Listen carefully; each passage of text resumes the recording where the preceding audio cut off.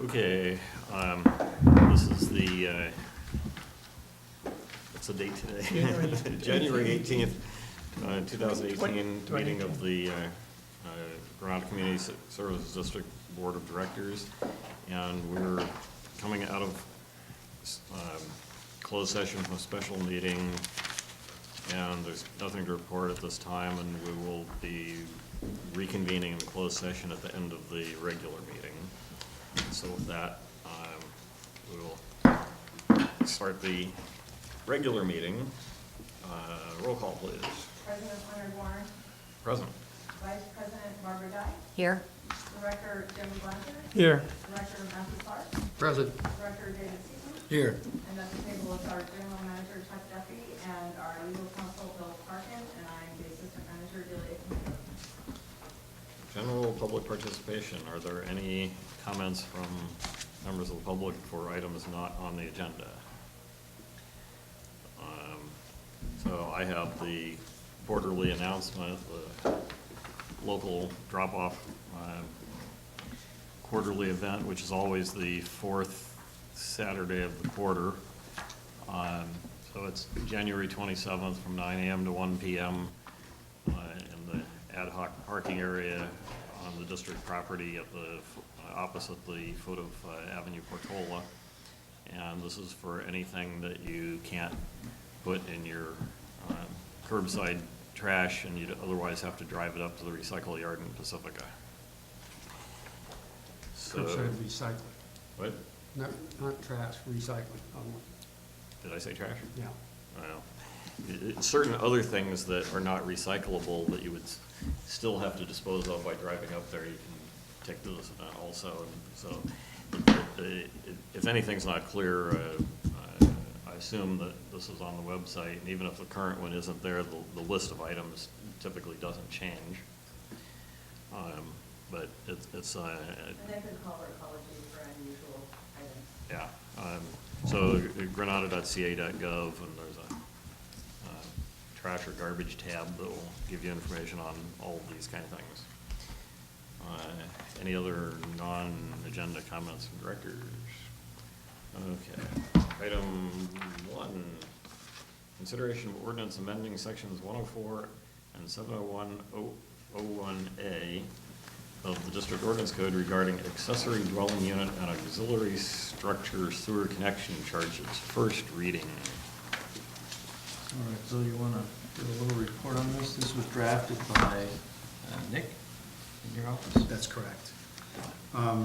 Due to the fact that the legislature amended, due to the housing crisis, a package of bills concerning housing and affordability, and one of the issues is about accessory dwelling units, which requires special districts such as ours to amend our ordinances to, for certain types of accessory dwelling units, we can no longer charge for sewer connection fees. And so what the ordinance does, and pretty much follows state law, it does allow connection fees for accessory dwelling units that are not within the existing footprint of an existing structure.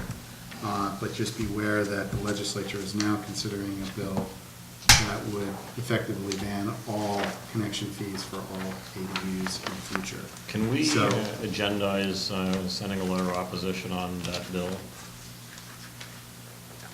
for our next meeting? Because that basically makes current ratepayers pay for packing more people in. I understand the one that you already described, which is that if you have a house and you carve out a space in that house and say this is now a second unit, yeah, okay, the district shouldn't charge for sewer capacity for that. But if you build another building behind your house, then yeah, you should have to pay for that. And my understanding of the bill you just mentioned that's being considered is that it says we can't charge for that. That's correct. That's what the current proposal is. Whether it actually makes it into law is another question, but. Oh, it will, because Sacramento is just fixated on packing as many people into California as they can. So in any event, this particular proposal just gets us in compliance with what is the current status of the law. If there is a change in the law, after this session, then next January, we may be back with another amendment to this, assuming there is a change to that particular, to the law that broadens the exemption for connection fees for ADUs. Does anyone have any issues with the actual ordinance? So No. basically, this is not really discretionary. Right. That's correct. What do you need for a motion? Just, We'll maybe need two motions. One would be to, as I've outlined here, read the title and waive by motion the reading of the ordinance. And number two, adopt the ordinance subject to enactment after a second reading. So someone like to move So, that? and it is the ordinance that we recently passed, the changes to that? This is a strike-through version, yeah. That's correct. Okay.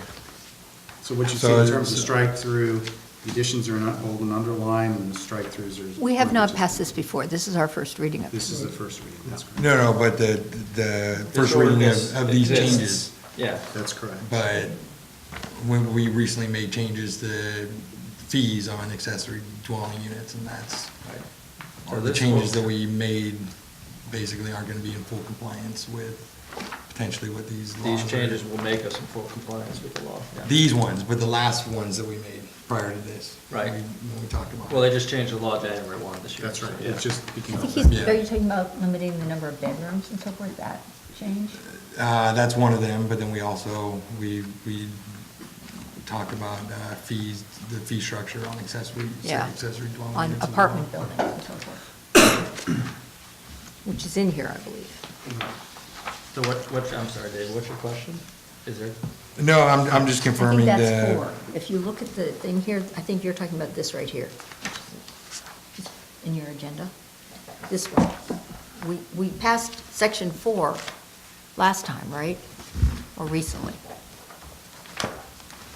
On page 8, at the top, section 4 is reducing the fees by the percentage of units that were approved based on the allowable units. That's what we just did recently, right? Is that what you're talking about? Yeah, that's what I'm asking. Yeah, so it's the same ordinance. Yeah. Yes. Yes. I'll read the title and make a motion. Okay. The title is an ordinance amending district ordinance code relating to sewer connection charges, and I move that we waive the reading of the ordinance. Second. And you can make it all one and adopt the ordinance subject to enactment. Oh, I thought we needed, you said we needed two motions. Oh, I was acting on his request for the letter. Sorry. All right, and I further will move that we adopt the ordinance subject to enactment after the second reading, or the waiving of the second reading. Second. Okay, it's been moved and seconded. Any further discussion? Those in favor say aye. Aye. Any opposed? Any abstentions? Motion carries 5-0. So we don't need a motion to put that thing on the next agenda. No, I would say if you want us to send a letter, make a motion now and I'll Oh, send the letter. we can do it under this agenda item? No? That's discussing it. Bill's got heartburn, I already missed Jonathan. I think it's the same subject matter, and I think you're just simply giving direction to the general manager to follow up with what is, currently, you just approved an amendment, and you're not wanting to approve more amendments, so you're just directing the general manager to send a letter. I think that's fine. Okay, so any objections to directing the general manager to send a letter opposing the bill saying we can't charge for additional residential buildings that are added? Is that a fair summary of that pending bill? Okay, I don't hear any objections, so Chuck will send the letter, and you'll send us copies of it when it's sent. Okay. All right, item 2, consideration of appointment process for Park Advisory Committee members, right? We're having a private conversation over there.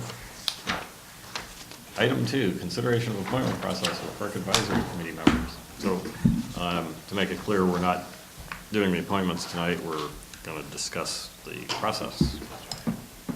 Is that all we're discussing? Because I don't, I feel like I've asked multiple times to have an agenda item where we talk about multiple items associated with parks, you know, specifically, I think one of the big examples I brought up was a parks-only scheduled meetings.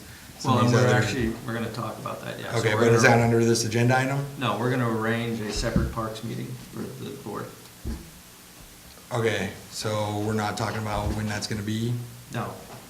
That's gonna be. We're going to okay. at this meeting, we weren't gonna talk about it at this, but we, Okay, because that was under my impression, it was that this meeting, we were gonna be talking specifically about, we were gonna plan out the date of when that first parks meeting was gonna be. so I was gonna tackle that at the end when we talk about future agenda items and meetings, so. Okay. Yeah, so we will be covering that. yeah. Okay, so I guess I'll wait on, So I have a question for staff. Where did this page come from titled Granada Parks Advisory Committee General Rules of Procedure? I don't remember the board approving this We did. And I don't have a date. in this form. So one of the questions, after some discussion among the screening committee, which is Director Clark and myself, what is an even-numbered fiscal year? What's an even-numbered fiscal I year? think that was the intention. I don't know what it means. Matthew couldn't figure out what it means. Even number year, I think, calendar year is probably what it says. All right, well, that language needs to be changed because it's Well, nonsensical. This is the fiscal year 2017/18. Right, so is that odd or even? Even. The 18 is So, the act. so it should say that ends in an even number or something, because. Except that fiscal year is not applicable anyway, because don't we do the appointments for January through December? We'll change You that. can do whatever you want it to be, so. And I have one. Let me ask the current committee chair, what cycle, start and end month, do you think makes the most sense? I thought it was a calendar year. So that makes sense to you based on the last Yeah. couple of years? All right, so, yeah, can we get this changed to say Yeah. calendar years? All right, how do we want to, Well, if this is a document, I just have one thing, which is minutes shall be approved by the committee's chair. yeah, I thought mean, that was a bit odd. That's funny, because when I was on the committee, we all voted, and we had, I think, the committee chair. Yeah, we did it that way, but technically, it was written up as the chair to approve them, so. Well, I think maybe we should, it seemed to work perfectly well to have the committee approve the minutes. Sometimes people had changes, so why not do it the standard way that minutes are approved? I Yeah, don't see I- any need for a special I agree. mechanism. Okay. So just- Anybody object to that change? No, No. We'll just say so just approved by the committee. Yeah. So I'm So, gonna change that first sentence, appointments will be made at the beginning of even-numbered years, and then change the minutes. We'll just bring this back, and put it on the consent calendar for next meeting. so, a few months ago, I had asked Delia to make some changes to the application form and to get new applications from anybody that had already submitted it, and that I also, don't recall that, I'm sorry. it's in an email, and also that I wanted new applications from any of the incumbents who were interested in continuing. So none of those things have been done, so that's why we have this agenda item instead of an item to actually do appointments. Could I just confirm you want to revise the application? Is that what- There were changes that I asked for, notably the current address needs to say residence address. Where are you currently living? Okay, I'll go back. Because I'm still unclear on whether one of the applicants actually lives at the address on the application form.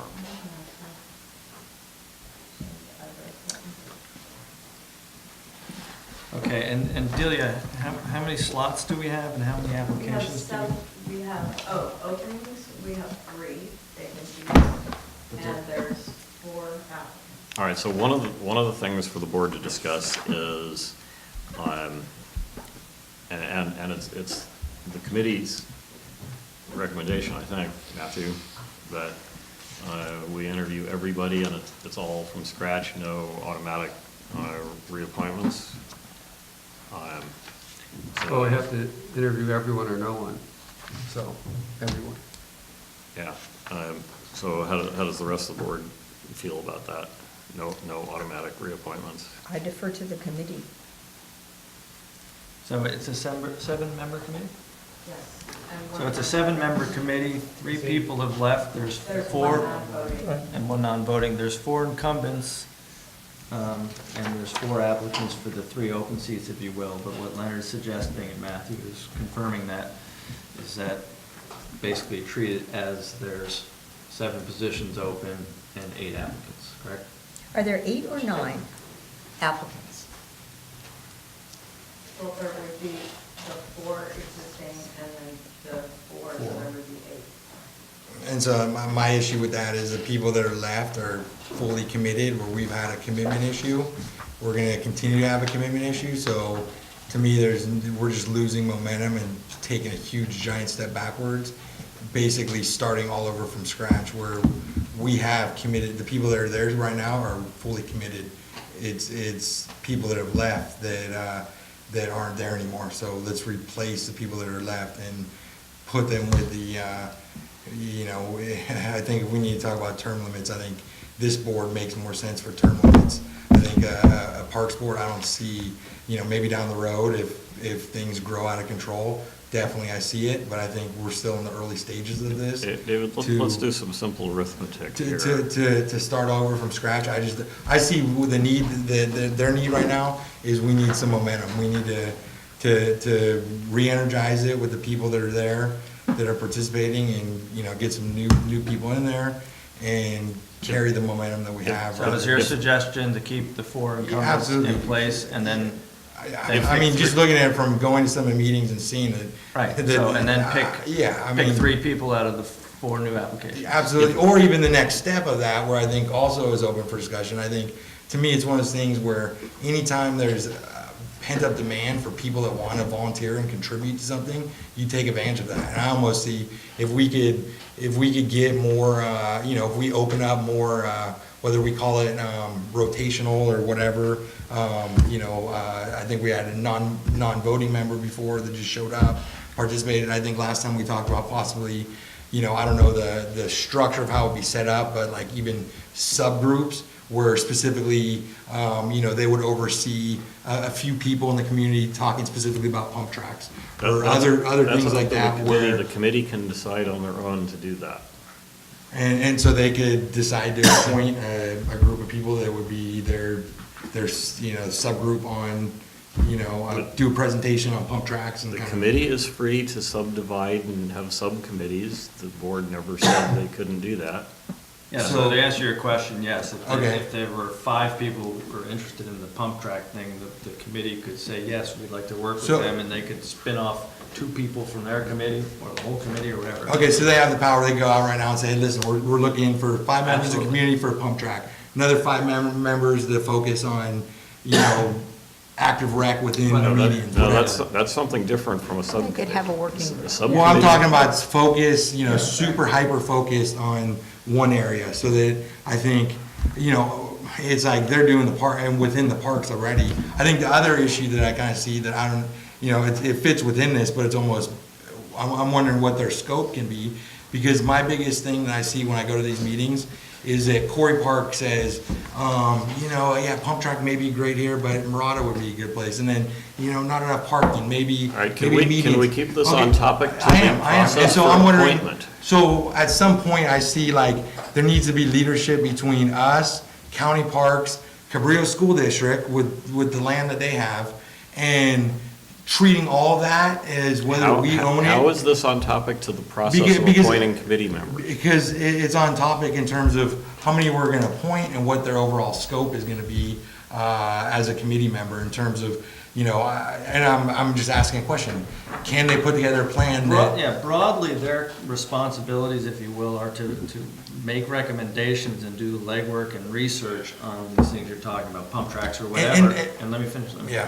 And if they feel they need to go out and talk to this group of 5 for pump tracks, or go to Cabrillo Unified, or whoever, That's within their, because at the end of the day, they'll be making a recommendation to this board, and they can take any input they need to Okay, make so, that. so they can, they can go out and say, we're gonna put together our best plan that incorporates what we think, Quarry Park, even though we have no control over that, this is our recommendation for how, because to me, if we're not doing that, I see this overlap where it's like, we're like moving ahead with these projects. Yeah, go ahead. Yeah, we do have subcommittees. Okay. In the Parks and Advisory Committee deal with issues. Yeah. So Can I- they're not limited. Okay, so yeah, I think that, to me, that's the thing where, between us, the county, and Cabrillo School District, I think putting together the highest and best plan. That's, Incorporating that is all- not on topic for the Okay. process of appointment. Barbara? I've been trying to say something, but he never takes a breath. I might say, because you're always looking this way, not that way. Your math is kind of silly, because if there's 8 applicants for 7 seats, that means 3 out of the 4, there's a guarantee that some 3 out of the 4 are going to get reappointed. I never So, said 8. Can I make a correction? I never.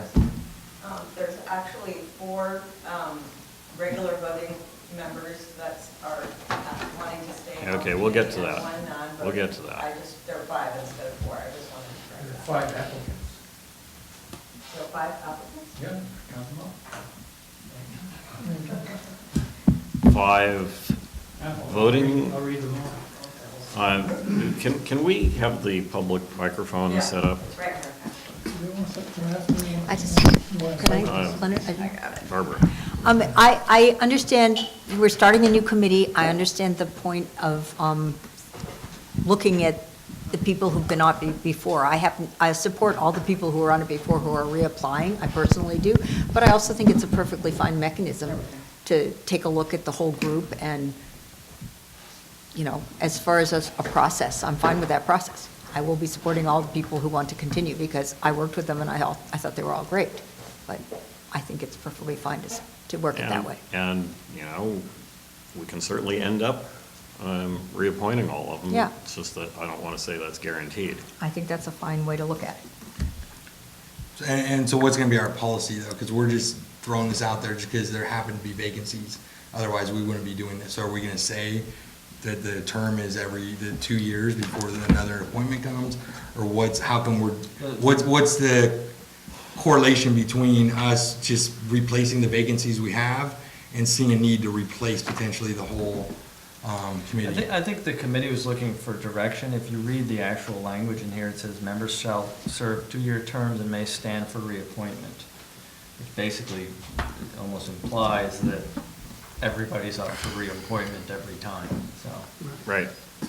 And so when Matthew and Leonard started this conversation, he said, let's bring it to the board and get input on it, so. And why I'm cracking up is because I'm hearing that I'm off topic, but I've requested like so many different, like what needs to happen. I see all these other things on the agenda about how, substandard lot variances and all these fees and everything, where the only pushback has been from community members coming here and saying that they're opposed to it. And there's been all this urgency. Last year, we wasted all this time doing those things where I've asked so many times specifically what to talk about. I never asked last meeting out, this was one aspect of it, appointment process for park. There was no discussion about needing to,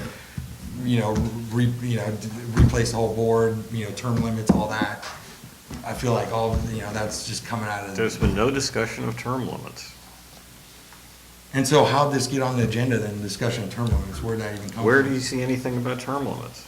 That's what essentially we're talking about by replacing. No, we're not. Term limits is. Well, let me No. explain something. This policy's in place already. okay? Correct. And it says every 2 years, your board has to appoint people to the Parks Committee. So 2 Okay. years is up. Okay. So that's why this is on. Okay, Yeah, so we. That's okay. why it's on. It's Okay, not- that's what I was asking. It's not Yeah. just replacing the vacancies. Yes, They were gonna be. right, but this policy's not new, it's in place, and this is just a 2-year term. Okay. The vacancies actually occurred when we. And then did we get a confirmation how many applications Yeah, total? there were 7 initially, 2 of them are not within the district, so there are 5 applicants. 5 new applicants, Yes. in addition to the 4 that are that are sitting. The So- 5 that are, So Four voting, so there's a total of 9. yeah. So Could you the- tell so- us the 4 people who are on the committee who are reapplying? Yes, the people are reapplying, 3 of them are here. Yes. And then there's Owen, and Ah. then there's Ben, who's the non-voting. Okay. All right, so my recommendation, which I think Matthew agrees with, is that we get new applications from everyone, including the people looking to be reappointed. And that gives them the opportunity to, in their application, to describe what they think they did well for the committee in their 2 years. Yeah, well, I mean, they did a lot of work, and then it got completely hung up on the legal agreement with the county, so, Yeah. Which, by the way, you Is brought now- that up, we were gonna do attorney's report on that, but that is on the, good news, on the county board of supervisors calendar for what date? January 23rd. yes. So, good news. Okay, that Okay. is good news. So the other. Sorry to steal your thunder. The other issue, and I'm going to mention it and then toss the ball to Matthew, is the non-voting member. Yeah, I don't see the point of a non-voting member to be, I mean, I know that we passed this originally, and I probably voted or said, yeah, sure, we could have non-voting members, but my vision of that was someone who comes to all the meetings and gives their point of view, and you could do that from the audience. And without being a quote member of the committee. Do So- you guys have any feedback, I guess, in terms of ideal number of people, number of voting, non-voting, everything else? Microphone. Okay. The non-voting member was Ben Fulchini. Dale, what's your name? What? Barbara was asking for you to. Oh, okay. I'm Who you Dale are. Ross, and I'm a current member of the Granada Parks and Recreation Committee. So the committee has 8 members, or had, 3 are gone. They resigned. And, but one of the original 8 was a non-voting member, and it's Ben Fulchini. And from my point of view, and I think it'd be, if Patrick and Paul want to comment, they can do that too. But basically, Ben heads up a department at San Francisco State, and it happens to be a recreation department. He's very well qualified, he's very bright, and he's very loquacious. He tells us, where we're going wrong and thinking, and he has very good ideas. So I think, I don't know exactly the origin of his being the 8th non-voting member, how that came about, but he's been very valuable to the thinking of the group, and so it does. And to Matthew's point, well, why couldn't he do that as a public member? Well, if we make him come to every meeting, we get that input all the time. My recollection, initially, we didn't know where he lived. That's a disqualification, yeah. That was initially because we weren't, but he wasn't very well qualified. He couldn't be But a he voting wasn't, yeah, member. with the He residents. didn't live He within lives the in Moss district. Beach. Right, Oh. that's the issue. And just So- one more thing on him is he has kids who are interested in participating in activities in El Granada. They live close by, Yeah. and so it wasn't just that he was valuable, it was that Yes. he had an interest in. All of the above. Yeah. So are you arguing? I was for fine with keeping having a him there. non-voting He was member? helpful. I think the key reason why this came up, that Matthew and I discussed it, is because another one of the applicants lives in Half Moon Bay, but outside of our Parks and Rec service area, and is therefore ineligible. Okay, well, yeah, then it gets complicated. Well, but the policy allows you to appoint 7 voting members, and you may appoint other non-voting. Yeah, that gets too big. I know. I'm not saying you have to, I'm saying you may, or you may not. Well, I'm Pat Tierney, Chair of the Parks Advisory Committee currently. The The appointment as a non-voting member provides an additional incentive for a volunteer to get involved and stay involved. And Ben certainly has been that. He's been fantastic, great resource. He was served on several subcommittees that we had, and he doesn't have a problem with being a non-voting member. So someone like that who has a lot of value has contributed tremendously, and would hate to lose him, basically. Okay. So moving forward, Leonard, you want to take? I'll just say, yeah, just on the topic of the non-voting member. Can you state your name? My name is Paul Kelch. I'm also on the PAC. Yeah, I think, I mean, also, because I know that I remember at the appointments, and that was sort of created for Ben, you know, as we talked about, and it was, it also to do, like you said, with getting the perspective of someone not in the district, and I think that's still valid, especially that we're just about to kind of kick off on getting stuff going. And then also, he does have the other insight of growing up here, you know, so now he's a parent with children in the area, plus he grew up here. So he's very valuable, you know. So I'm in support of him sticking around, you know. I mean, for that, like, you know, as far as, because that was kind of the intention from the beginning with creating that position, you know, and maybe it's not something that is around forever, but if we're at this point now where we're starting to get going on things, I think it would be very, you know, useful to keep him involved. Thanks. Thank you. Well, based on the testimony of, including Barbara, a majority of the PAC, I understand that Ben is a very valuable member, and I will withdraw any opposition to a non-voting member. But I would mention that one of the things that I dealt with during the election in which our voters gave us the power to go after Parks and Rec was, I remember particularly one email about, oh, we're going to get to pay to provide recreation for everybody on the mid-coast. And it just, the optics of having someone who's not on the district, but he's valuable, you appreciate his input. That also was part of my thinking on this. Well, And you so can- I'll go along with that then also.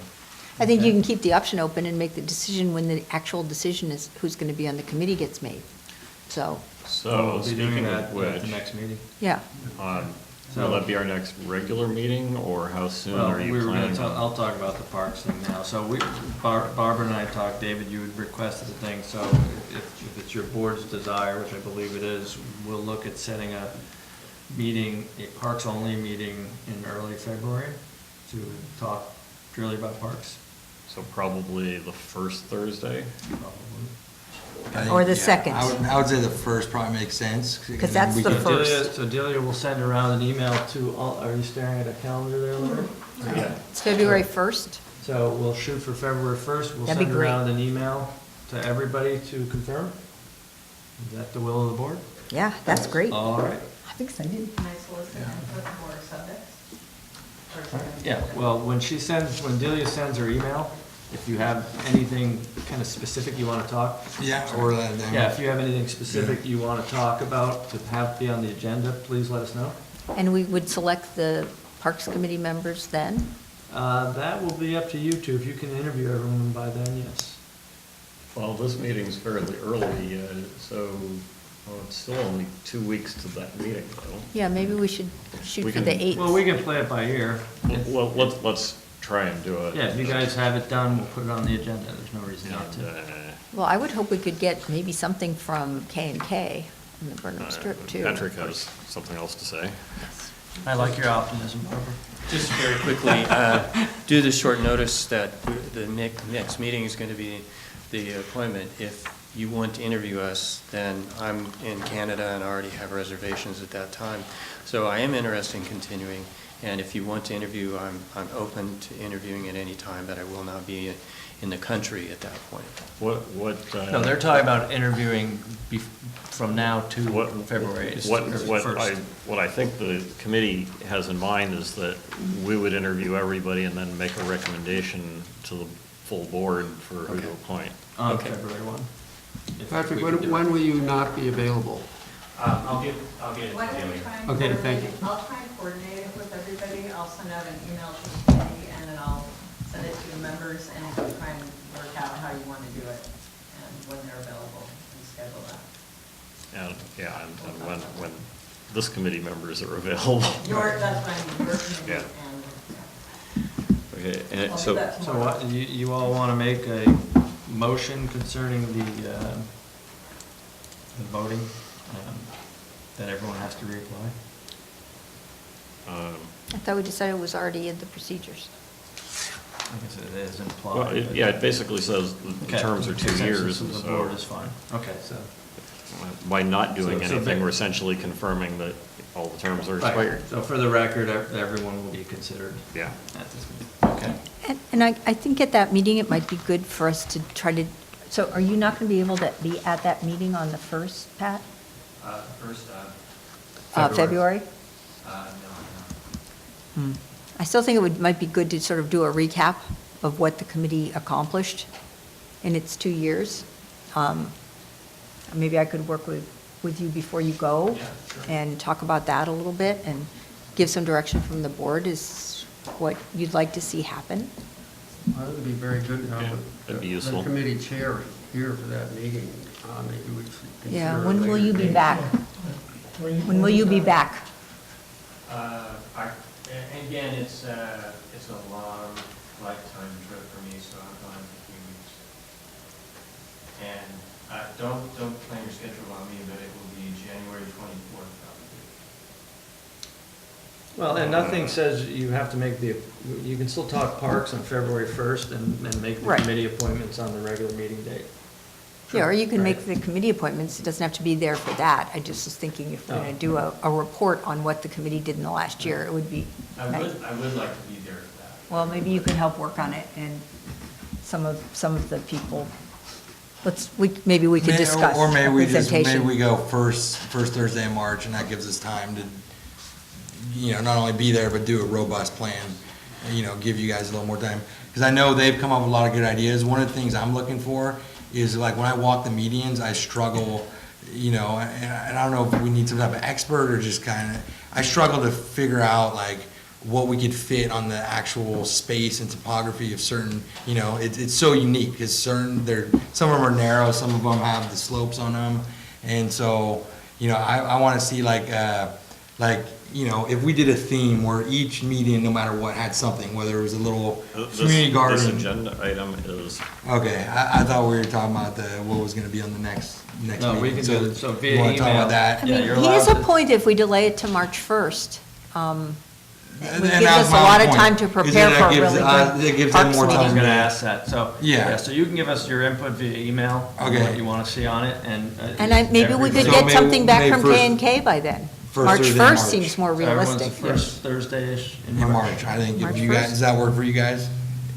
You guys would all be Yeah. able to Okay. make it, so that's. Good. so All right, that ends up being March 1st. I think March that 1st, actually there you makes, go. yeah. March 1st. Okay. So And- Dilly will send around an email for March 1st. You're going to be out of town? No. Great. I anticipate here, I would like to make a correction on one thing you said just before this. Okay, I'm Dale Ross again, live in El Granada, a member of the Parks Advisory Committee. It was mentioned, I think, by either Leonard or Barbara that we have served for 2 years, or we're on a 2-year term. We never served for 2 years because my record is that our first meeting was the last meeting, one of the last meetings in September of 2015. And the last meeting we had in recent times was, let's see, I got to find it here. Monday, of Monday, February 27th of 2017, and if you add those all up, it works out to 17 months. And so we're actually about 7 months short of 2 years. And the reason is that the permitting discussion and the ownership question with the county and the district lasted for months and months, and it led to many interruptions too in between those 17-month start and finish. So, in some ways, some of us members feel like we've never had a chance to serve a full 2 years. And I hope that you'll consider that, in addition to the interviews. Okay, so we've confirmed the appointment process, and we will send out an email for a proposed March 1st Parks Only meeting. Well, can I clarify, the appointment process is going to be that you're going to bring a recommendation back to the board? The committee will interview all of the applicants, and I suppose there's still some potential to accept late applications if they come in really fast after this meeting. But basically, whatever applications we have available to us in the next few days, we will interview all of those people, and then we will put together a list, probably 7, and then possible, if there's more than 8, then we'll maybe say, okay, if you don't like one of the 7, here's our next choices. Okay. I'm sorry, can I just clarify, are you opening up the application? If that's not a hardship on you, I think. I don't have a problem with it, but it's not out there publicly because. Well, I think since we're kind of revising, I would say it probably makes sense to put that out I there. put another. Because the original plan was that we would be doing the appointments tonight, and since we're not doing that, we may as well, I can open it. Yeah. But I don't think you can do it in the review, because, oh, wait a minute, no, so it's 6 weeks from now. Yeah, I guess that'll work. I'll send an email around and we'll see what we can. Yeah, so, maybe another couple weeks. Sound reasonable? All right. And so back to Dale's point, what is the date we're using for the 2-year mark? We really need to use the calendar dates. No, we're So doing what, January. but what date did they get appointed officially? Well, that's immaterial to me. That- It's just that I think we all need to be realistic about what happens. Yeah. It's Yeah, January for of the even numbered years, so our January meeting. Okay, That so, starts the 2-year process. so we appointed them back on what date? Do you have the date, Andy? Because he's saying they didn't meet It until was till September 2015. Dale just mentioned it. was September 3rd of 2015. Yeah. So they haven't been at 2 years yet, though, right? Yeah, but Yeah. initially it was whatever. two calendar it was years. gonna be. Okay. There was no term real specified at that time, so. The first meeting we had, that's the Yeah. meeting was,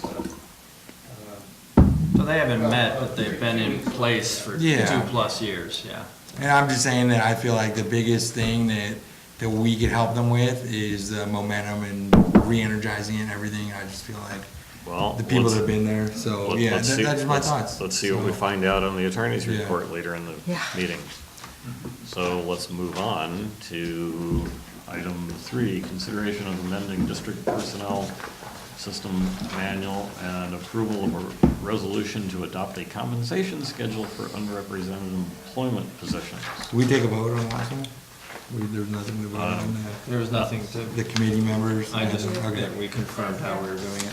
Yeah, since we're not changing the printed policies. All And right. we've got to table this item until after the closed. All right, so we're tabling this item 3 until after we've reconvened the special meeting after this regular meeting. Correct.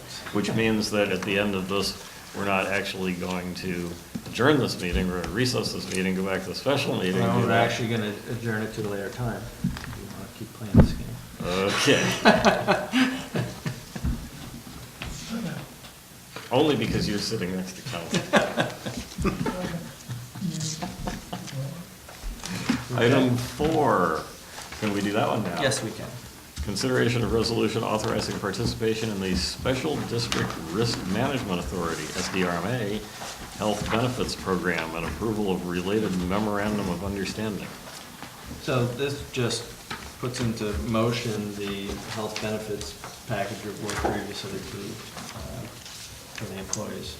It doesn't include the post-termination contribution, or post, Will okay, not, no. I know, not termination, post-retirement. Now, if I understand it correctly, SDRMA is a pooled shared risk thing where if the amount of claims is low, then we get refunded some money. Well, that's the SDRMA, they have different, not responsibilities, they do different things. It's the Special Districts Risk Management Association. And of course, most importantly, it's not a for-profit company. Right. So they do general insurance, like you're talking about, that is treated like that. So if they have a lot of claims, the rates may go up the next year and vice versa, but it's Yeah. nothing to do with health care. All right, so is there a motion to approve a resolution authorizing participation in SDRMA Health Benefits Program and the related MOU? So, All right, now you have to read the resolution. I'll second it. there you go. Okay, it's been moved and seconded. Short one, No, short one that's all. director. Those in favor say aye. Aye. Aye. Any opposed, any abstentions? Motion carries 4-0, and I don't know how you mark that. Absolutely. Item 5, consideration of district's sewer authority mid-coastside report. Good. Thank you. Okay, so I don't think you did not have a December meeting, correct, Leonard? We would have had the first meeting in December. Yeah, that was the December 11th meeting. Right. Oh, no, 14th. By the way, can you send SDRMA my font size memo? I voted yes. All right.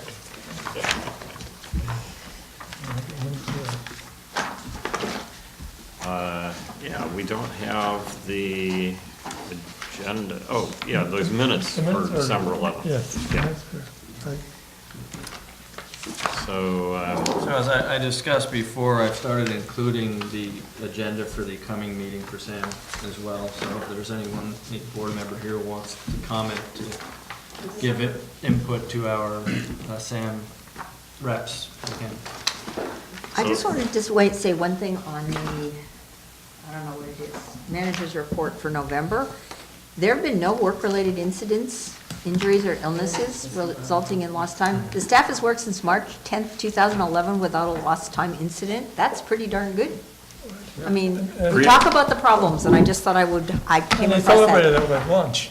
Oh, did you? Yeah. Well, they did, Ah. not us, but they did. so that sounds like it's up to a couple thousand days, but previously it was up to a couple thousand days and then something happened. and got Well, it reset. happens, but I Yeah. think 2,457 days without a problem is pretty good. I Yeah, just wanted to say that. Sam has an excellent record of working without incident. Yeah.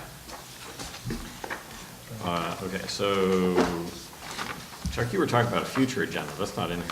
So we have minutes from December 11th, and we have the agenda for January 8th. Right. So, December. It's not a future agenda, it's an agenda we don't have minutes on. Oh, okay. I should have said, it's the most recent agenda. Better put. Right. So it's just been so much fun at Sam with things breaking unexpectedly. And When we discussed the bus last meeting, because we approved the budget amendment at the meeting. So I included this January 8th meeting in there, and I also included at the January 8th meeting? At the January 8th meeting, and Leonard, maybe you give us some background on this, they discussed the submitting a budget amendment to the member agencies. So, again, I got this Tuesday during budget, or during agenda preparation. We have a meeting with Beverly tomorrow morning where we're going to discuss this in more detail. So it's not here for your approval, it's just here for your information, and I want to get some background on what they're looking for and whatnot. 'Cause we kind of piecemealed this a little bit, and this is the first comprehensive look that we've seen at the budget amendment. Do you understand this will be a budget amendment covering numerous items?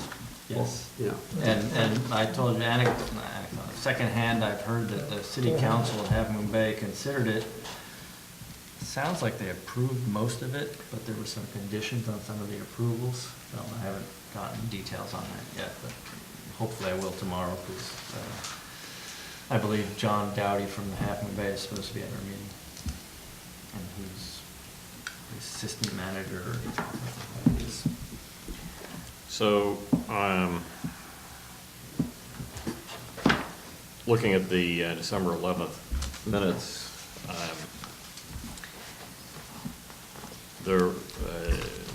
we had the underrepresented employee manual. Funny thing on the timing there. Yes. And I voted no on that because I objected to increasing the cap on accrued sick leave from ridiculous to outrageous. So that passed 7-1, and apparently I missed the part about accrued vacation. Did that go to 50? Well, it was all done on a single vote, so I guess so. But somehow I missed that, or I would have stated that as another objection for the record. And another item was BFI wants to resume discharging leachate into the SAM system. And SAM is, at least the SAM manager is interested in giving on bargain basement prices. The funny part of that is when I asked Beverly how she came up with that price, she said, well, she took the last price and applied the inflation factor to it. Well, the last price was pulled out of thin air.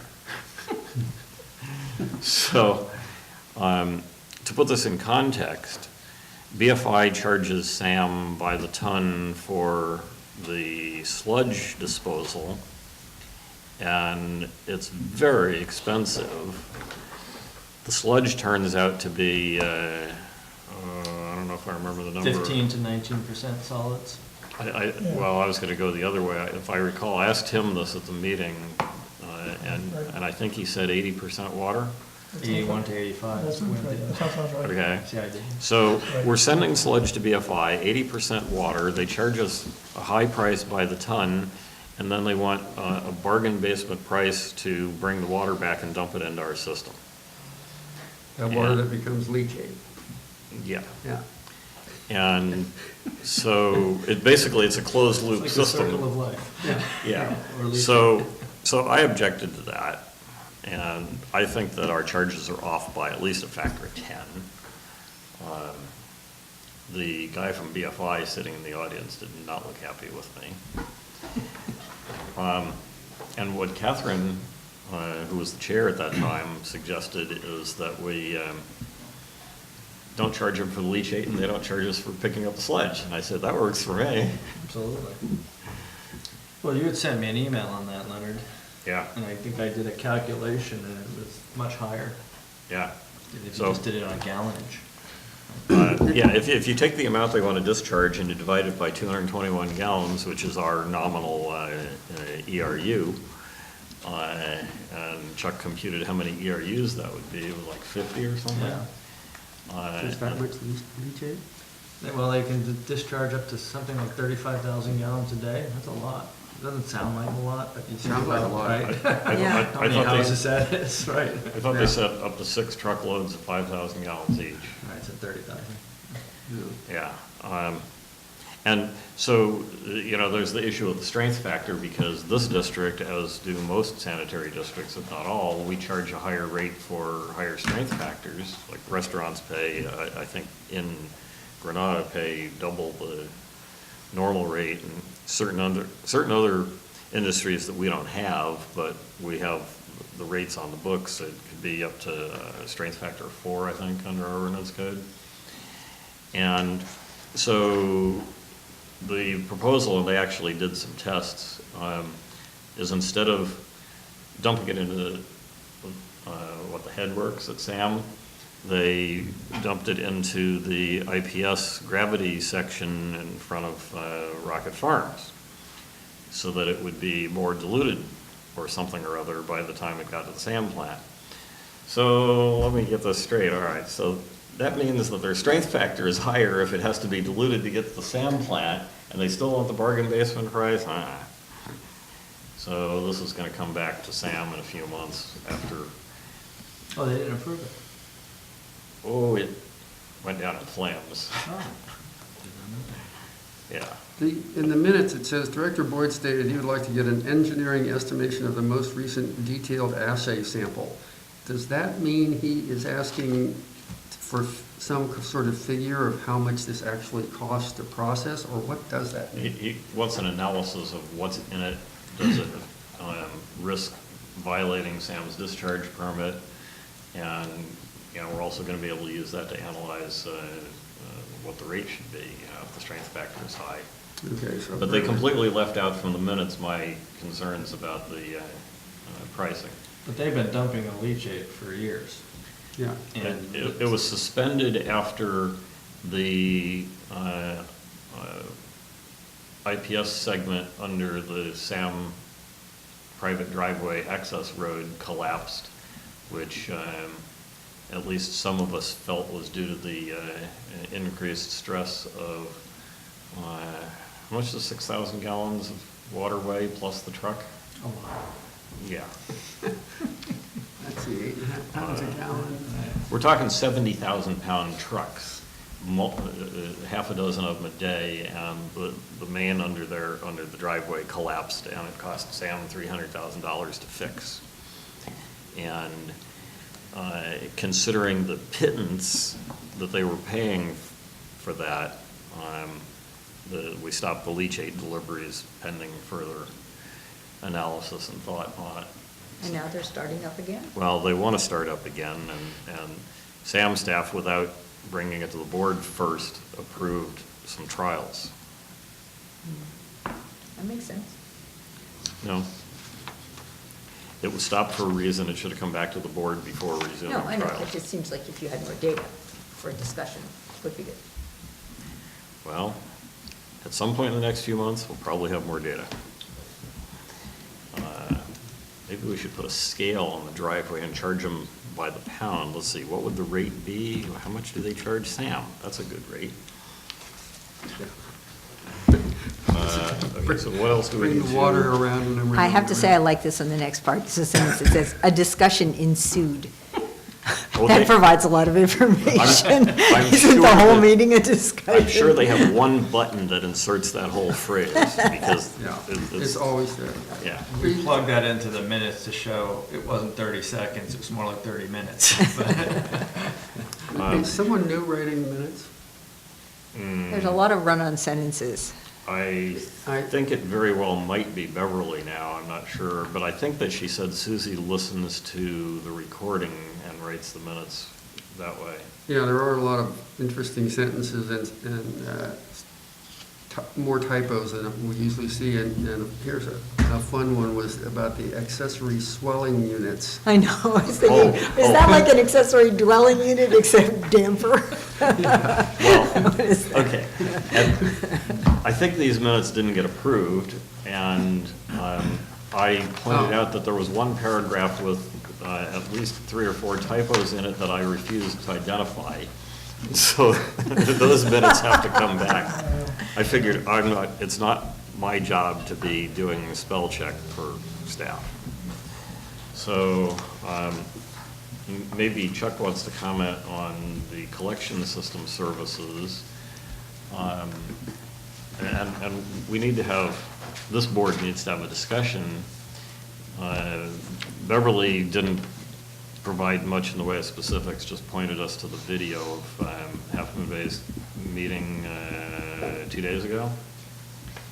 But Half Moon Bay apparently wants to put, or apparently is putting out to bid their collection system maintenance because they're so unhappy with SAM.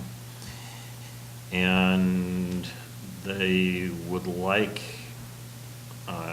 to be able to put out an alternate RFP also for all three agencies to be covered by some other bidder. And the Half Moon Bay staff memo, which is worth everybody reading, appears to indicate that the general managers of Granada and Montera did not really respond one way or another to that, or something. Well, yeah, let me give some background to it. I mean, number one, it's their RFP, so they can put in whatever they want to put in. But, you know, we've had issues with the SAM's collection group for years and years and years, going back 10 or 12 years, and we resolved some of them. Part of the problem back in the day was they had two small trucks that weren't well suited to do the cleaning, so we finally got together and they bought a $450,000 truck that is the correct factor jetter combo to clean the system much better, and I think it's paid dividends for that. But there's still some issues with response times, with communication, with reporting from SAM, that kind of stuff. You know, they got beaten up a little bit in that regional board issue, obviously, with their reporting and whatnot. So Half Moon Bay, I think they've had issues more so than us. They had I think it was a spill at their Ocean Colony pump station that they got an alarm into SAM at 10 o'clock. I'm taking the second hand, so I don't know this, but they got an alarm in at 10. Someone assumed it was a false alarm. They didn't respond until 2:30, and you know, bad stuff happened. So I don't remember hearing part of that. Was the false alarm assumption part? I don't remember hearing that. well, like I said, this is hearsay. This is what. Well, it's also possible the whole story didn't get repeated to the SAM board. Right, I don't know. But anyway, so I think that kind of precipitated this even faster, is that they wanted. So Half Moon Bay had gone out and spoken with some local district on the bay about getting cleaning services. The issue Leonard's talking about, realize that Half Moon Bay pulls out of the collections crew. Now there's two districts holding the bag versus three, so we by default have to look at what program they're in, because it makes sense for all of us to be together, obviously, with one coastside cleaning crew. So I would like this board to, I guess, direct the general manager to signal to Half Moon Bay that if all three agencies can end up getting a better deal, that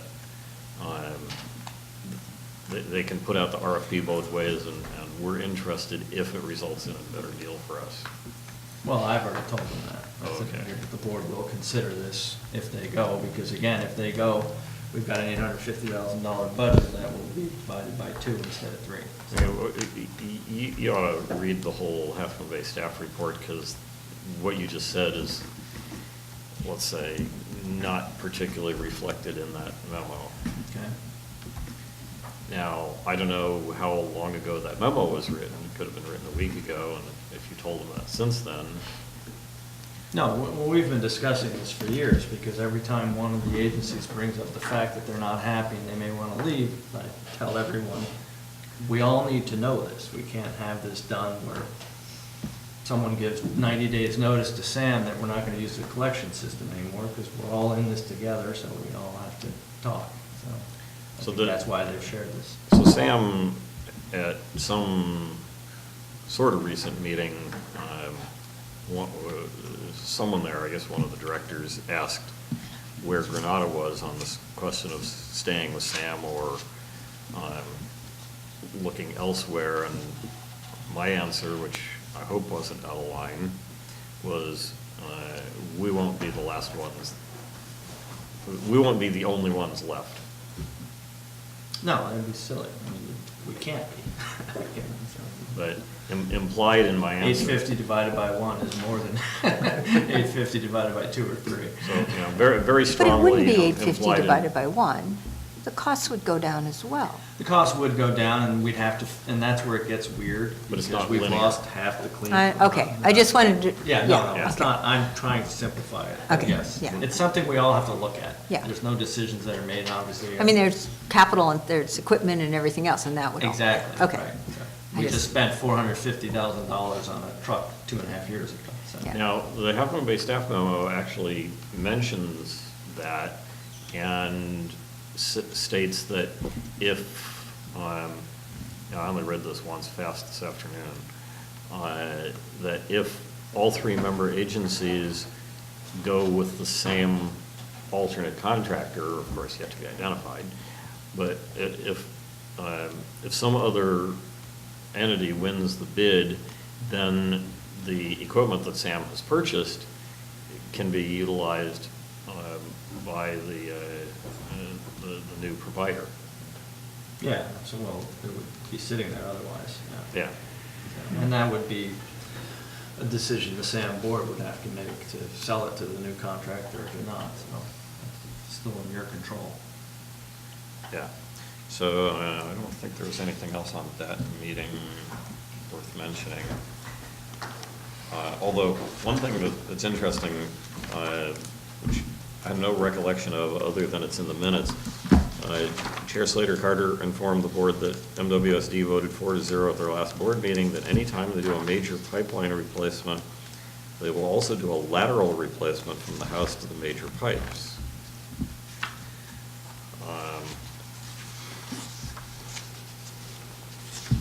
Is that anything that we would want to even discuss? We do it now.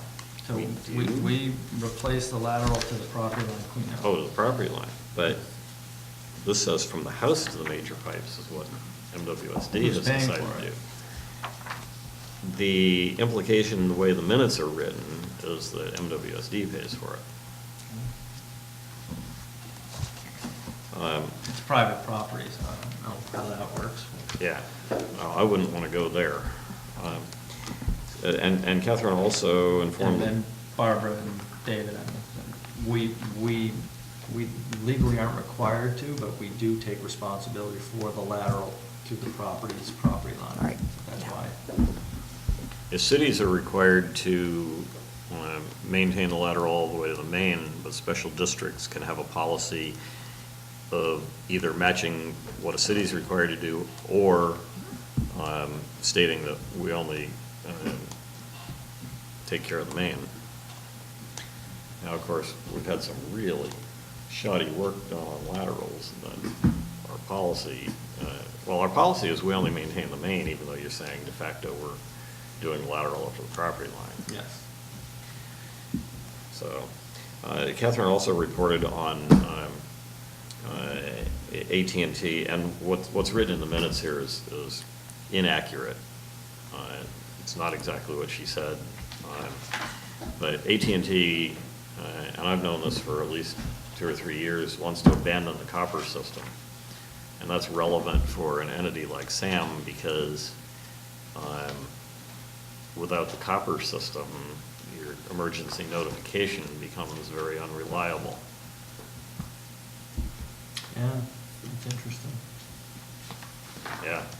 Well, we do that now with several pump stations, not in this district, but in But other you- districts but- that are remote and either use radio or cell phone. Well, relying on cell phone is, yeah, Not good luck. good, but if you don't have copper. Good luck with that on the coast side. Right. And here in particular, and not everybody knows this, Verizon on the coast side buys fiber space from Comcast. So whenever Comcast loses their connection to the outside world, Verizon cell phones don't work here. That's right. And they have no redundancy, it's a single point of failure. And the Board of Supervisors in past years, now the state legislature has usurped the authority, they've all totally dropped the ball on internet reliability, which is now a public safety issue. with many people not having old-style landlines and relying on the internet and cell phones. So I wonder if it would be, and of course, it's more appropriate for the SAM board, but maybe we can do it too. Figure out who to send a letter to at the state, pointing this out and basically asking the state to require the franchised internet broadband providers to not have any single points of failure. Is that something that's close enough to our bailiwick that we can send such a letter? Let me ask my organizations what they have on that. Okay, let me know. So January 8th, anything interesting there? I guess not. I have a question. On page 65.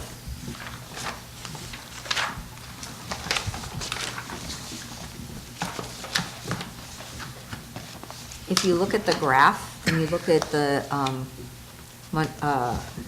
GCSD line, there's some big spikes on 11.8 and 11.26, and I was just curious what would cause that?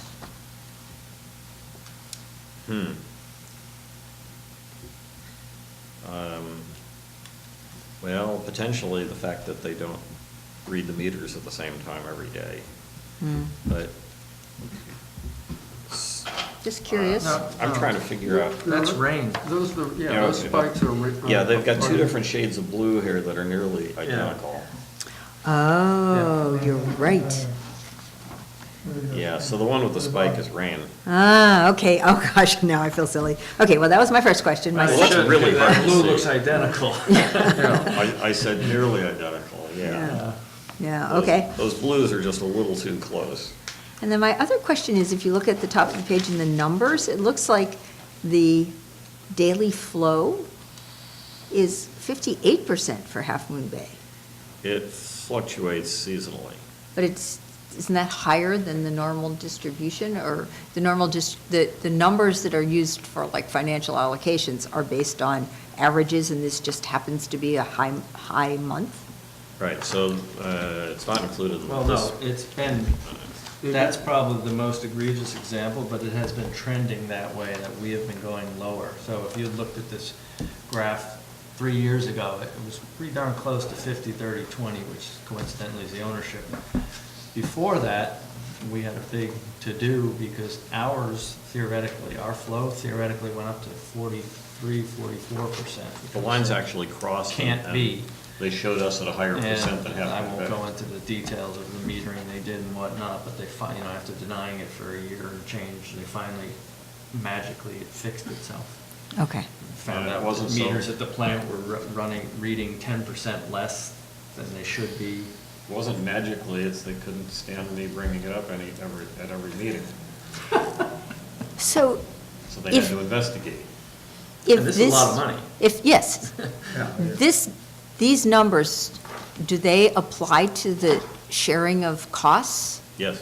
Okay, Oh, so and it costs. is the actual percentages, not a standard or an. But it's the Okay. annual That's what I average. thought, but I And wasn't the sure. funny part is your predecessor, Rick, for years, because the numbers are all over the place, said, why don't we just charge 50-30-20? And people resisted it, and now guess who wants 50-30-20? Oh, they actually want to, No, they haven't said that, but I'm sure if I asked them, would you go to 50, because when we were 44, no one wanted to switch. in this packet that's provided, this SAM agenda item that's provided in our packet, it doesn't have this one chart that I had asked for, but it's in some of the other ones where you can look at a 3-year trending and compare it Yeah, that would year be to year. interesting, yeah. And then you'll see the same pattern repeats year after year with Half Moon Bay's percentage going up and down. So looking at Well, 1 or 2 saves us months money. doesn't tell you a lot. Absolutely. Yeah, This is strange, because theirs usually goes up in the summer, because they have more people visiting. okay. So, by the way, Chuck, did you see this? The one category 3 in Half Moon Bay appeared to be the result of what looked like a 4-inch pulley used to guide cables when televising sewer systems. The pulley caused Yeah, the I flagged blockage- that too.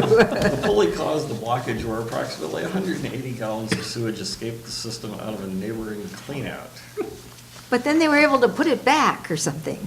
Well, they vacuum it up. Yeah. That's what the giant expensive truck is for, to vacuum the stuff up before it reaches waters that cause fines. So I don't think there's anything else to report on from the last couple of SAM board meetings. But there's a run-on sentence in that paragraph. I do not edit I know. minutes anymore for spelling and punctuation and sentence construction, only for material errors. So, anything else, other SAM reps want to comment on? You have the opportunity to appear. It's on page 69. And we're making progress, making very encouraging progress on the temporary bypasses and the insulation of the permanent piping. Yeah, that's the white pipe that you see above ground Right. on the inland side of the highway. That's the temporary bypass so that they can replace the normal main. I went and got a tour of the pipe installation. Wearing really big boots. Well, I didn't go down in the trench. So at one of the SAM board meetings, I kept asking about shoring of the trenches. And, I got this hand wave brush off saying, well, they don't go down 5 feet. They don't go down in the trench, so there's no risk to the personnel. Well, guess what? One of the trenches collapsed due to the rain. My understanding, the standard is 4 feet now. Is it 4? Yeah. And that's only really solid material, Yeah. which this was not after that heavy rain. Yeah. So what's interesting is they don't call it welding, but they glue together these segments of the HDPE, the high-density polyethylene pipe. They actually call it welding. They do? Yeah, they call it welding Oh. together. Okay. I haven't heard that term down at SAM, but that makes sense. So they are making like multi-thousand-foot segments of this stuff, and I forgot that there's a really good video that Kishan showed at the last SAM board meeting. He found it on some website somewhere, and it's really worth watching. It's very informative, very fascinating video. Can you send us the link? Find out what it is? That would be interesting. My grandson's. It's YouTube, yeah. We wouldn't watch the construction. I went with the 2.5-year-old twins, and we watched construction one day for about half an hour. That's good stuff, isn't it? Yeah. But it's absolutely amazing how they I don't know, they blow something in and then they pull the, They have pilot, yeah, they do like a pilot drill, yeah, so they have a thinner, line that goes ahead and then you can, that's very thin, it's only like 6 inches or so, and they then follow that, so they can avoid stumps or any kind of obstruction. oh, now I remember, yeah, okay, so they do the horizontal boring, then when they pop it up at the end, they tie something onto it, they pull it back, and then they tie that thing onto the replacement pipe and pull that through. Very clever, Yeah. and it's very flexible pipe, I mean, very durable and very flexible. Well, you look at it, you wouldn't think so, Right. but, yeah. And so the expected lifetime of the HDPE replacement pipe is actually longer than HDPE has existed. Right. It's like PVC, they don't know how long it will last. They like to say 100 years, though. Right. Why not? Sure, why not? That's what they've been saying. I like to say till I retire. Yeah. So, did you, That's all that matters. How do they get those long welded pieces down to where they're needed? I've seen them where they've been doing the welding in one location down here by the school. they're gonna feed it in through the horizontal bore, so they assemble it all the way to the end where it's gonna go into the ground. And then they're gonna suck in this whole, No, you he's saying know, if they assemble it down south, how do they get up north, right? Yeah, there don't seem to be any entry points near where they're doing the welding. well, I think if you look at the whole plan very closely, you'll see that somehow it makes sense, yeah. Well, yeah. I don't know the pinpoint details.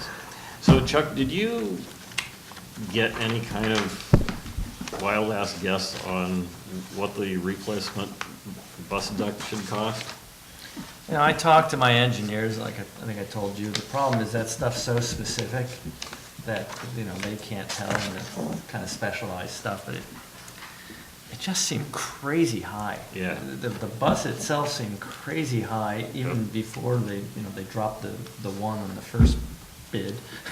But when they said 85,000, I was like, and then it turned out to be 185,000. And the ducting itself too, so we're gonna talk about that tomorrow, and I'll try and get more insight. Well, did you see the shipping cost? Yeah. The shipping cost was $10,000. Yeah, well, that's a big freaking heavy piece of equipment, so, but, and you know, this might all be rush, so now you're paying because they know you need it, so. Well, we did have to rush through the fabrication because the factories are all going to be really busy starting after the Christmas break that's just passed, fabricating stuff to go up in Northern California. For what? Well, for everything that burned down there. You are aware that there were fires in Northern California. A couple. Yeah, so I'd be really curious if that cost is in the ballpark. And I don't remember if I mentioned at this board or not, but I had suggested at a SAM board meeting that we make sure we recycle the old one and get our money out of the copper, and they scoffed at it. And I raised the issue again at the most recent board meeting, so I think this time they're going to actually have to investigate that. Because I would figure that a big chunk of the cost of the replacement is copper. I don't know. Let's Can't keep the old pencil one it. and get our money out of it. Okay, I think we're down to consent agenda, if I turn pages correctly. Yes.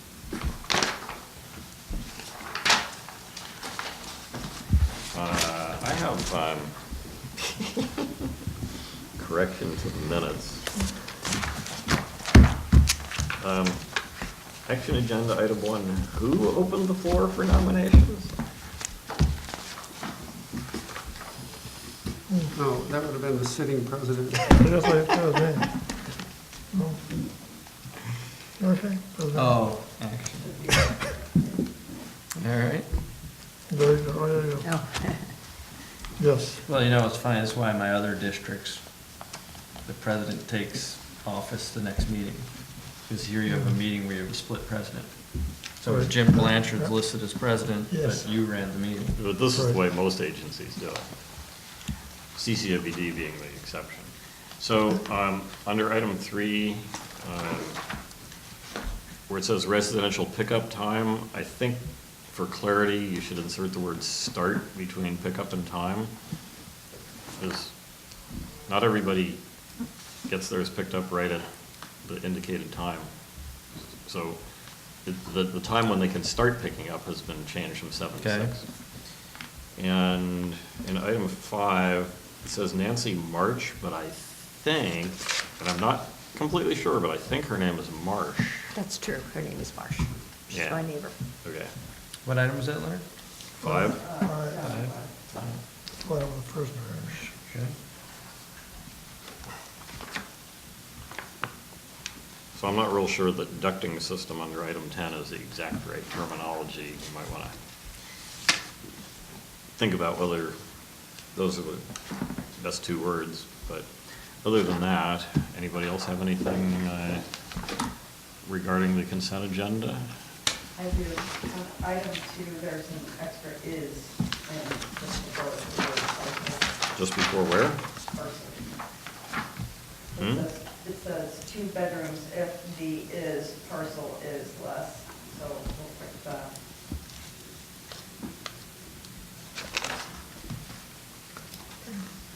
All right, so is there a motion to approve the consent agenda consisting of item 6, the December 14th meeting minutes as corrected, Item 7, January 2018 warrants for $275,447.04.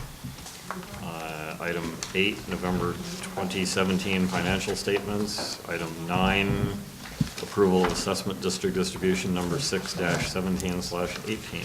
So moved. Second.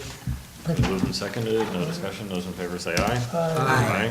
Any opposed, any abstentions, motion carries 5-0. I motion. Okay, attorney's report. Now we get the good part. Wait, committee reports. Oops, sorry, committee reports. I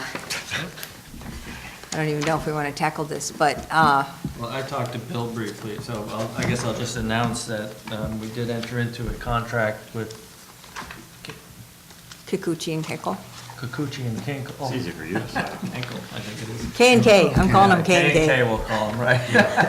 So we attached our standard sub-consultant agreement to it, and they've signed it and sent it over to us, so that's good news. Very good.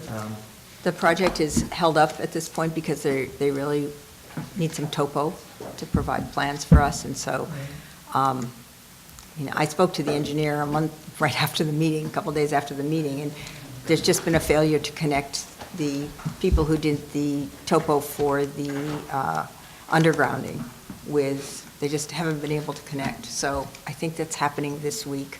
No, they've connected. They've connected, but they haven't been able to get what they, the full topo, Yeah. and that's the question, is it all there?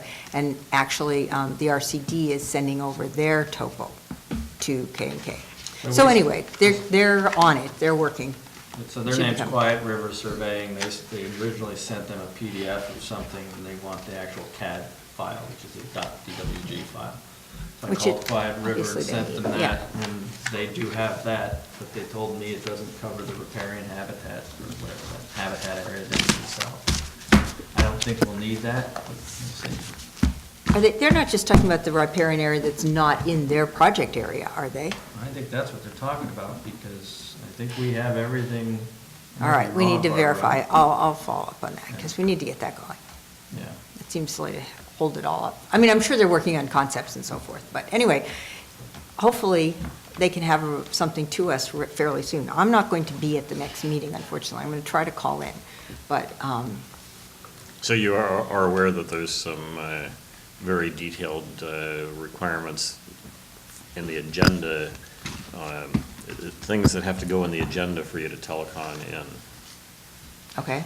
No, I was going to Well, meet are with you someone. Are you gonna telecon in for that item?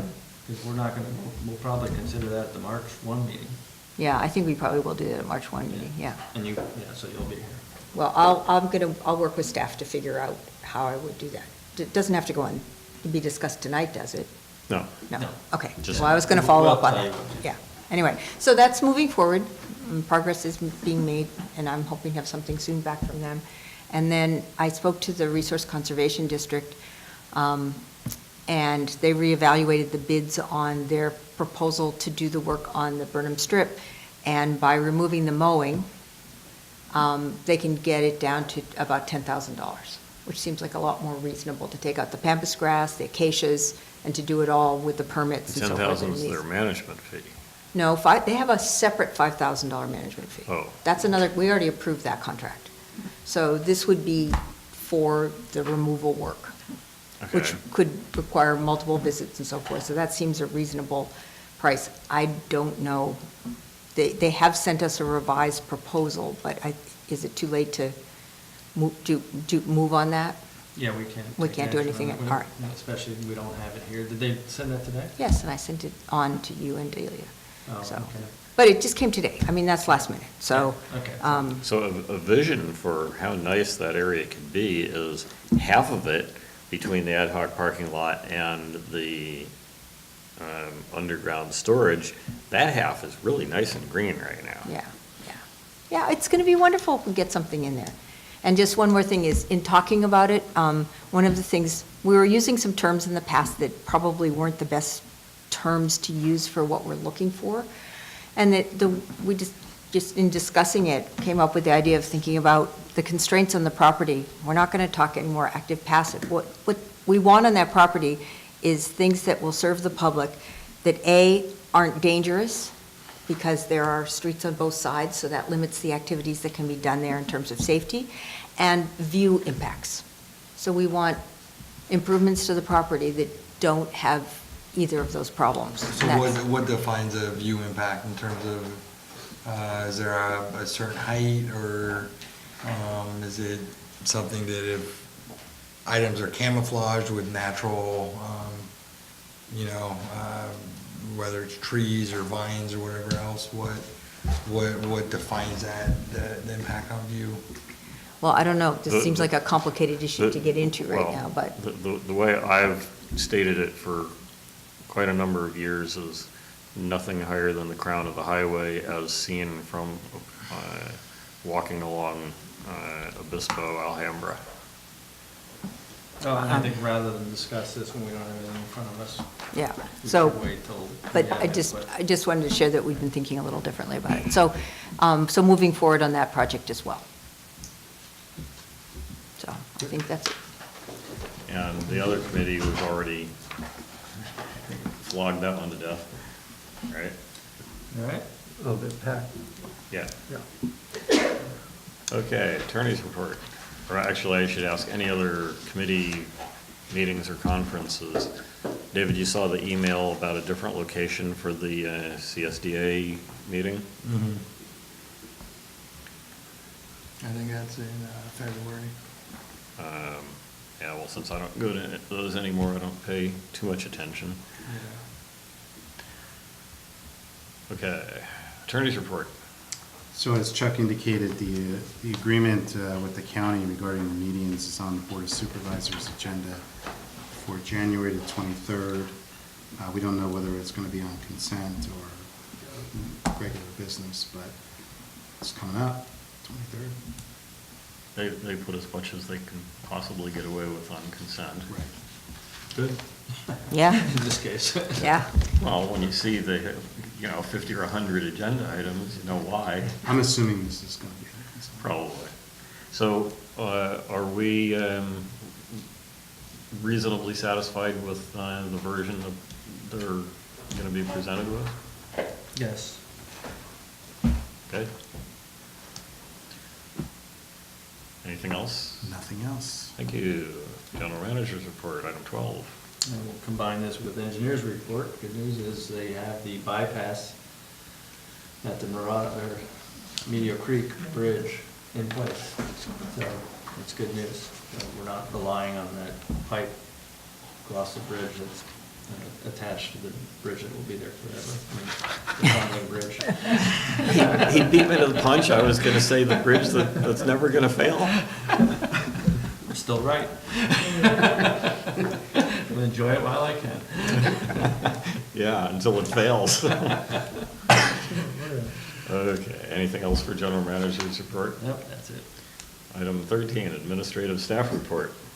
Okay, I'd just like to mention the district's audit report for the year ending June 30th, 2017 is substantially complete right now. We're just waiting for SAM to complete their audit so that we can finalize that. Great. Did everybody notice in the printed report that,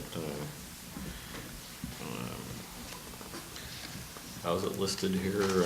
Big Wave LLC, actually that was in a past report because it's shaded here. So how long ago was that application? 9/22. We received that September. Oh, there it is, yeah, 9/22. Okay, anything else for administrative staff report? That's it. And the engineer's report's been covered, future agenda items. Okay, so we will recess this meeting and reconvene the special meeting.